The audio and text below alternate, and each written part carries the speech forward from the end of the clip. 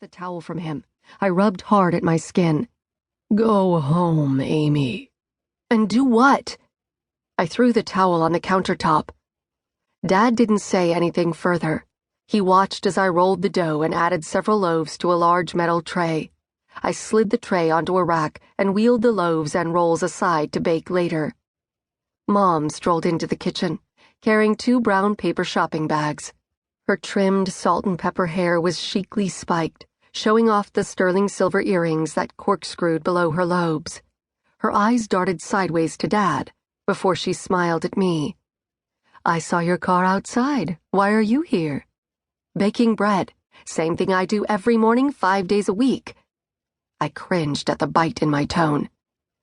"I've already suggested she go home," Dad said. "He's right. You need to rest." "I need to work," I said, grabbing a wooden spoon.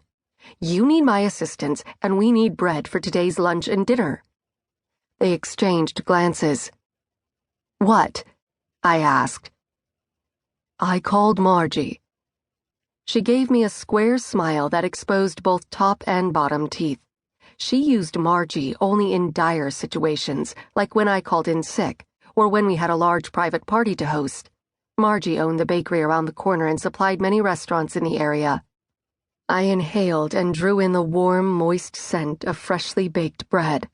Bread I hadn't made. My eyes narrowed on the paper bags Mom had brought. Margie's Bakery and Artisan Breads.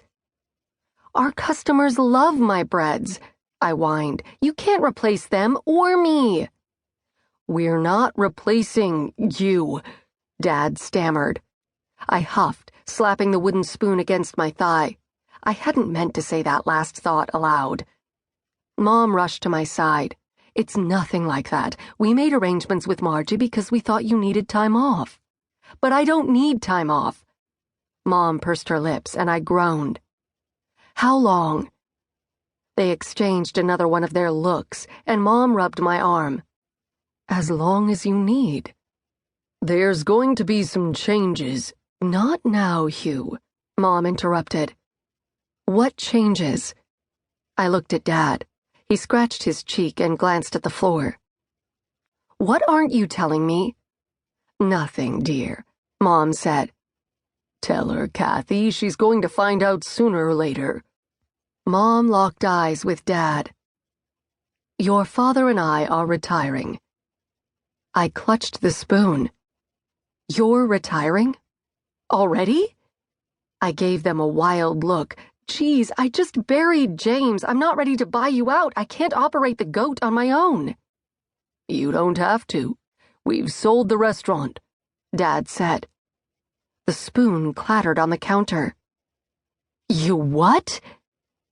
Mom groaned and tossed me an apologetic look. "The deal should close in 90 days, Dad added. Mom smacked her forehead. "Hugh!" "What did I say?" "What didn't you say? We agreed to break the news to her gently." My gaze ping-ponged between them as I waited for one of them to tell me this was a joke. They both looked back at me, faces riddled with a mixture of apology and concern. "Why didn't you discuss this with me?" I asked. Mom sighed. "You've known for some time we've struggled to stay open. A buyer came along and offered to take the restaurant off our hands. He has big plans for this place." "I had big plans for this place. Why didn't— Fuck!" I rubbed my temples. "Why didn't you let me buy you out?" "And saddle you with our debt?" Mom shook her head. "We couldn't do that to you." "How bad can it be? I could have handled it." A traffic jam of ideas bumped around my head. I didn't have much in my savings, and the only joint account James and I had was the one we used to pay the mortgage and utilities.